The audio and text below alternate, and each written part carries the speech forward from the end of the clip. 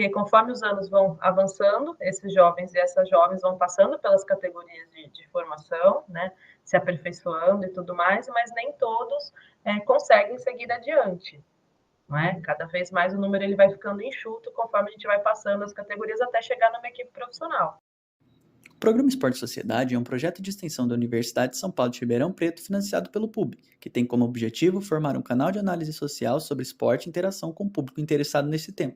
A entrevistada de hoje é a doutora Ana Kopanax, coordenadora do Departamento de Desenvolvimento Humano da Ferroviária de Araraquara, e o entrevistador é o professor doutor Renato Marques, da Universidade de São Paulo. Olá, pessoal, bem-vindas, bem-vindos. Meu nome é Renato Marques, sou professor da USP, da Universidade de São Paulo, aqui na Escola de Educação Física e Esporte de Ribeirão Preto, e coordenador desse projeto de extensão Sociologia do Esporte ao Público e do nosso canal Esporte Sociedade, que tem como objetivo discutir questões e dimensões socioculturais do esporte e discutir com especialistas, tanto na área do esporte quanto nessas relações sociais que envolvem o esporte, discutir com essas pessoas tópicos interessantes, relevantes nessa relação entre o esporte e a sociedade.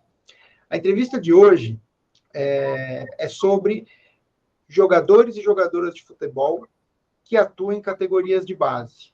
A gente vai conversar sobre uma perspectiva do desenvolvimento humano desses jovens, dessas jovens atletas, os desafios enfrentados, as transições de local de moradia, local de treino, os desafios para a construção de carreira, enfim. E para ter essa conversa, a gente recebe a doutora Anne Kopanax.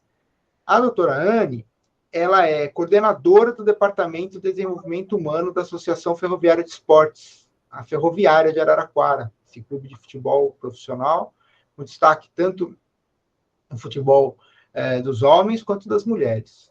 A Anne é graduada em Psicologia pela PUC de Campinas, pela Pontifícia Universidade Católica de Campinas, é mestra em Ciências Sociais pela Unesp, Universidade Estadual Paulista, e doutora em Psicologia também pela PUC de Campinas. E seus estudos estão voltados especialmente para as questões envolvendo a psicologia clínica social, desenvolvimento humano, sofrimentos sociais e juventude. Então, Anne, muito obrigado por aceitar o convite. É um prazer te receber aqui. E, enfim, bem-vinda. Prazer é todo meu, Renato. Legal, Pode falar. É muito bom estar aqui.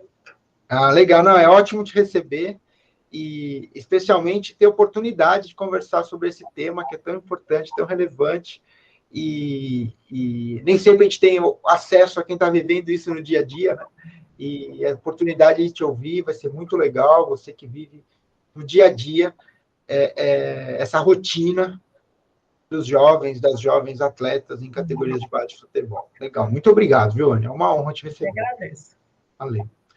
Bom, então o tópico, né, da nossa entrevista de hoje é esporte e educação. Nesse tema, participação e contribuição de clubes esportivos para o desenvolvimento humano de jovens atletas.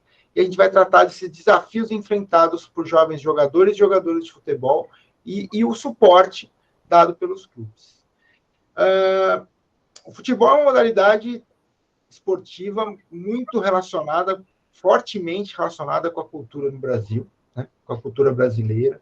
É muito comum que crianças e adolescentes, com o apoio da família, invistam na construção de uma carreira no futebol, né, vislumbrando uma carreira profissional muitas vezes.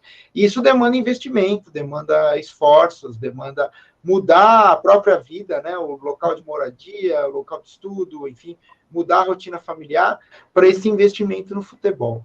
Né? E esse jovem atleta, essa jovem atleta enfrenta muitas tensões, muitos desafios nesse processo. Então, a primeira pergunta nessa entrevista aqui, a gente tem como objetivo entender como são esses desafios, entender como os clubes podem apoiar esses jovens, essas jovens, né? E o departamento que a Anne trabalha é justamente para isso, o Departamento de Desenvolvimento Humano, para esse suporte aos jovens atletas, as jovens atletas que atuam na ferroviária. A primeira pergunta que eu faço, Anne, é quais são os desafios mais comuns enfrentados por esses jovens, por essas jovens atletas, que se envolvem nas categorias de base do futebol? Bom, vamos lá, Renato. Acho que essa é a pergunta do momento, né? São inúmeros desafios que tanto os jovens como as jovens atletas vão enfrentando nessa jornada aí de buscar uma profissionalização esportiva.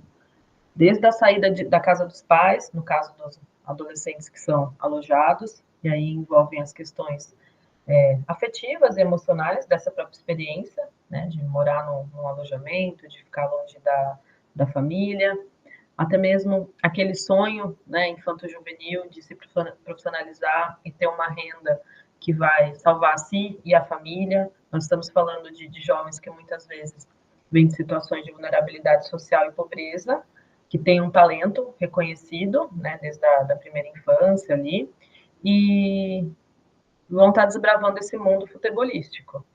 E aí tem essa cobrança interna de ter um sucesso já tão precoce, né, para isso reverter em renda. Então, o futebol ele acaba perdendo um pouco dessa dimensão brincante de lazer, né, de cultura, de esporte, de saúde, inclusive, para entrar nessa questão de um mercado, né, que está lidando ali com esses jovens. Então, acho que isso é uma das fontes também de sofrimentos psíquicos e são um desafio, porque conforme os anos vão avançando, esses jovens e essas jovens vão passando pelas categorias de formação, né, se aperfeiçoando e tudo mais, mas nem todos conseguem seguir adiante. Não é? Cada vez mais o número ele vai ficando enxuto conforme a gente vai passando as categorias até chegar numa equipe profissional. Então, é um efeito pirâmide, né? A gente tem muitos atletas na base que vão se afunilando até chegar nas equipes profissionais e esse funil ele fica ainda mais estreito quando nós falamos na inversão de renda, né? Então, assim, são a questão dos grandes atletas que vão ganhar muito dinheiro com o futebol é a minoria da minoria. E aí fica esse imaginário coletivo de que o futebol ele é um salvador, né? De que ele consegue, né, proporcionar todas essas questões com uma responsabilidade, às vezes, de uma criança, né? De um adolescente. Então, tem esse peso. Eu considero esse um dos mais importantes, assim, inclusive. Interessante, Anne. Você traz uma perspectiva que me chama a atenção, né? Quando você falou, você começou dizendo dos alojados que saem de casa, tal.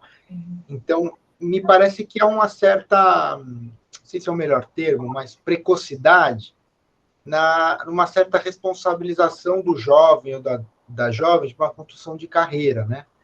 E aí você trouxe um outro termo que me chamou a atenção, que é a perspectiva de mercado, né? Então, assim, nesses desafios, como se dá essa relação assim do jovem com o trabalho, né? Embora não necessariamente seja um trabalho formal, muitas vezes, né?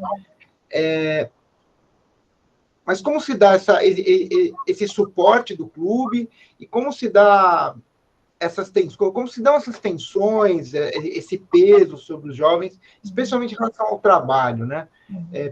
Porque é o que você falou, o futebol está muito ligado a brincar, está muito ligado ao lazer, e certamente todas as jovens que vão investir na carreira de futebol gostam de jogar futebol como lazer, né? E aí, de repente, isso se converte numa relação, se não de trabalho, muito próxima de uma relação de trabalho. Como é que funciona esse processo? Que tipo de apoio o clube consegue dar? Que tipo de apoio a legislação dá? Como é que funciona essa relação com essa perspectiva de trabalho, né, que acaba se criando? É aí que entra todo o suporte necessário e os profissionais, os mecanismos, as leis vigentes, né, da garantia de direitos e proteção dos jovens e adolescentes no futebol com total vigor. Então, se a gente for pensar, o mercado ele tem aí as suas nuances e quando a gente vai trabalhar com criança e adolescente, a gente tem que proteger essa criança e adolescente para ela poder, né, usufruir daquela idade dela com saúde. Então, hoje em dia, nos clubes de futebol, não é incomum a gente ver departamentos totalmente voltados a essa questão de cuidar e garantir o direito dessas crianças, desses adolescentes, né? Seguindo todas as leis vigentes para o futebol e as leis soberanas, né? Que, inclusive, são voltadas à adolescência em si. Então, os clubes, eles fazem esse casamento, né, entre aquilo que é a proposta futebolística e aquilo que precisa ser cumprido para que aquele jovem viva num momento de garantia dos seus direitos fundamentais. É importante a atuação de profissionais afins, voltados, né, a essa prática de cuidados, que, ao meu ver, são os assistentes sociais, né, que estão ali sempre fazendo a fiscalização, se tudo está correto, se esse adolescente está podendo brincar, ter tempo de lazer, ter estudo de qualidade, ter tempo de convivência com a família, para que isso não seja um problema, para que o futebol seja algo que vai transformar, que vai proporcionar, né, na verdade, para a vida daquele adolescente, alguma coisa frutífera, alguma coisa boa, né? E aí tem os psicólogos também, que atuam junto, né, nesses cuidados, muito focados nessa questão de saúde mental também, de aproveitamento dessa fase da vida, também ajudam a desenvolver as capacidades esportivas, né? A gente consegue fazer um trabalho assim integrado nessa questão. E hoje em dia eu acho que tem sido uma realidade cada vez mais frequente nos clubes, porque nós temos esse problema social, ele se apresenta dessa forma para nós, ele é uma problemática que tem que ser discutida, tem que ser falada. O futebol, ele é incrível, mas ele também tem essa necessidade, né, de olhar de cuidados, e a gente precisa fazer isso de uma forma muito bem feita, para cuidar dessas atletas e fazer com que eles vivam um momento que realmente seja proveitoso, né, na vida pessoal e profissional, visto que, como eu falei anteriormente, não são todos que vão ter uma carreira dentro do mundo profissional. Então, aquele período que ele passa no clube de futebol, ele precisa adquirir, ter vivências que vão ser positivas para a vida dele ou dela, né? Às vezes não vão ser jogadores de futebol a longo prazo, mas vão trabalhar nessa realidade do futebol, tiveram um incentivo à educação, tiveram contato com a educação informal e não formal, que proporcionaram coisas muito bacanas que eles não teriam acesso, muitas vezes, né? Ainda a gente precisa entender que para parte dessa população que vive, né, nesses clubes formadores, o futebol é uma porta de acesso, né? Ele acaba fazendo uma função muito além da formação esportiva. Ele é um acesso que aquele jovem nunca teria, possivelmente, nas condições que ele vivia anteriormente, não só com relação ao futebol, né, mas com relação ao processo educacional mesmo. Interessante, porque a minha impressão é que a corda sempre corre o risco, né, de roer do lado do jovem, da jovem, né, porque vai se dedicar com essa pressão toda ao esporte e tem dimensões da vida que precisam ser cuidadas mesmo, né. Continue nos seguindo para a parte 2. Se você tem alguma sugestão de tema para a próxima entrevista, por favor acesse o link do formulário na descrição do vídeo. Será um prazer contar com sua participação.